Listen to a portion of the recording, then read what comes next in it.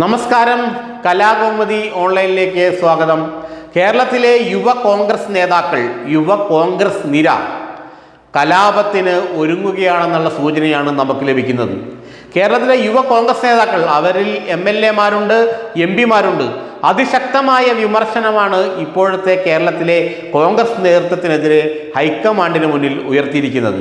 VD സതീശനും K സുധാകരനും KC വേണുഗോപാലുമെല്ലാം നേതൃത്വം നൽകുന്ന ഇപ്പോഴത്തെ കോൺഗ്രസ് നേതൃനിര തങ്ങളെ, അതായത് ചെറുപ്പക്കാരായ കോൺഗ്രസ് നേതാക്കളെ നിരന്തരം അവഗണിക്കുകയാണെന്നുള്ള പരാതിയാണ് കോൺഗ്രസ് ഹൈക്കമാൻഡിന് മുന്നിൽ കഴിഞ്ഞ ദിവസം ഈ നേതാക്കൾ ഉയർത്തിയത്. AK ആന്റണിയുടെ ഉദാഹരണമാണ് അവർ ചൂണ്ടിക്കാട്ടുന്നത്. AK ആന്റണി 35-ാം വയസ്സിൽ മുഖ്യമന്ത്രിയും 33-ാം വയസ്സിൽ KPCC അധ്യക്ഷനുമായി.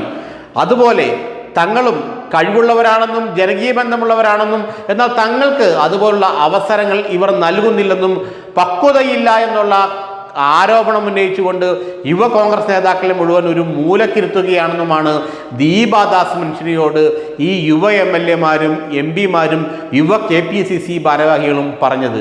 എന്തുകൊണ്ടാണ് ഇവർ തങ്ങളെ വിശ്വാസത്തിലെടുക്കാത്തത്? എന്തുകൊണ്ടാണ് ഈ കോൺഗ്രസ് നേതാക്കൾ തങ്ങളെ വിശ്വാസത്തിലെടുത്ത് ഒരു ഉത്തരവാദിത്വം ഏൽപ്പിക്കാത്തത്? പാർട്ടിയുടെ ഒരു ഉത്തരവാദിത്വം ഏൽപ്പിച്ചാൽ തങ്ങൾ അത് ആത്മാർത്ഥതയോടെ നിറവേറ്റും. എന്നാൽ ഇവർക്ക് തങ്ങളെ ഭയമാണ്. ഈ പഴയ കോൺഗ്രസ് നേതാക്കൾക്ക്, ഈ വൃദ്ധരായ കോൺഗ്രസ് നേതാക്കൾക്ക് തങ്ങളെ ഭയമാണ്. അതുകൊണ്ടാണ് ഇവർ ഞങ്ങളെ ഒരു ഉത്തരവാദിത്വവും ഏൽപ്പിക്കാത്തതെന്നാണ് ഈ യുവ കോൺഗ്രസ് നേതൃനിര ദീപാദാസ് മുൻഷിയോട് പറഞ്ഞത്. ഈ യുവ നേതാക്കളെ വിളിച്ചിരുത്തി സംസാരിച്ചു എന്നുള്ള കാര്യം ദീപാദാസ് മുൻഷിയും മാധ്യമങ്ങളോട് സമ്മതിക്കുന്നുണ്ട്. എന്നാൽ അവർ മറ്റു കാര്യങ്ങളൊന്നും വെളിപ്പെടുത്താൻ തയ്യാറായില്ല. വരുന്ന നിയമസഭാ തെരഞ്ഞെടുപ്പിൽ കൂടുതൽ യുവ കോൺഗ്രസ്സുകാർക്ക് സീറ്റുകൾ നൽകണം. കാരണം CPM-ൽ അവർ ഒരു രണ്ടാം നിരയെ വാർത്തെടുത്തു കഴിഞ്ഞു. എന്നാൽ കോൺഗ്രസിൽ ആരും അതിനൊന്നും ഉദ്യമിക്കുന്നില്ല.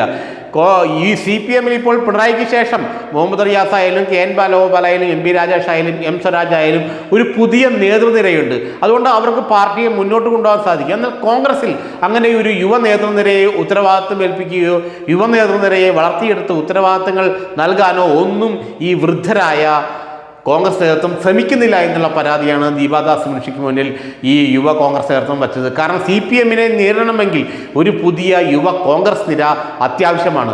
ഉത്തരവാദിത്തങ്ങൾ ഏറ്റെടുക്കാൻ കഴിയുന്ന, ജനങ്ങളോട് പ്രതിബദ്ധതയുള്ള, ജനങ്ങളുമായി ആശയവിനിമയം നടത്താൻ കഴിയുന്ന ഒരു യുവ നേതൃനിര കോൺഗ്രസിൽ ഉയർന്നു വരേണ്ടത് അത്യാവശ്യമാണ്. അല്ലെങ്കിൽ അടുത്ത തവണയും CPM കടയോടെ കോൺഗ്രസിനെ തിരഞ്ഞെടുപ്പ് വേദിയിൽ നിന്നും വെട്ടിമാറ്റുമെന്നാണ് ഈ നേതാക്കൾ പറഞ്ഞത്. തങ്ങൾക്ക് കൂടുതൽ ഉത്തരവാദിത്തങ്ങൾ നൽകൂ, തങ്ങൾക്ക് കൂടുതൽ സ്ഥാനമാനങ്ങൾ നൽകൂ, തങ്ങൾ CPM-നെ പരാജയപ്പെടുത്തി മൂലക്കിരുത്താമെന്നാണ് യുവ നേതാക്കൾ പറയുന്നത്. കാരണം CPM കോൺഗ്രസിനെ 2 തവണയും തിരഞ്ഞെടുപ്പ് വേദിയിൽ ഗോതയിൽ മലർത്തിയടിച്ചത് ഈ യുവ നേതാക്കളെ അവതരിപ്പിച്ചുകൊണ്ടായിരുന്നു. യുവാക്കളായ നേതാക്കൾക്ക് കൂടുതൽ സീറ്റ് നൽകി അവരെ വിജയിപ്പിച്ചുകൊണ്ടായിരുന്നു. എന്നാൽ കോൺഗ്രസ് നേതൃത്വം അതിനാഗ്രഹിക്കുന്നതെന്ന് വീണ്ടും വൃദ്ധന്മാർക്ക് തന്നെ സീറ്റ് നൽകി വീണ്ടും വൃദ്ധന്മാരെ വിജയിപ്പിച്ചെടുക്കാനുള്ള ഒരു നീക്കമാണ് ഇപ്പോഴത്തെ യുവ കോൺഗ്രസ് ഈ കോൺഗ്രസ് നേതൃത്വം നടത്തുമെന്നും അതിൽ യുവ കോൺഗ്രസ്സുകാരായ ഞങ്ങൾക്ക് യുവ കോൺഗ്രസ് നേതൃത്വത്തിന് അതിശക്തമായ എതിർപ്പുണ്ടെന്നും തങ്ങൾ വേണമെങ്കിൽ ഈ വൃദ്ധ കോൺഗ്രസ് നേതൃത്വത്തിനെതിരെ ഒരു കലാപം തന്നെ നടത്തുമെന്നുമാണ് ഈ യുവ നേതാക്കൾ ദീപാദാസ് മുൻഷിയോട് പറഞ്ഞത്. ഏതായാലും ദീപാദാസ് മുൻഷിയും ഹൈക്കമാൻഡ് ഇക്കാര്യത്തിന് മനസ്സ് തുറന്നിട്ടില്ലെങ്കിലും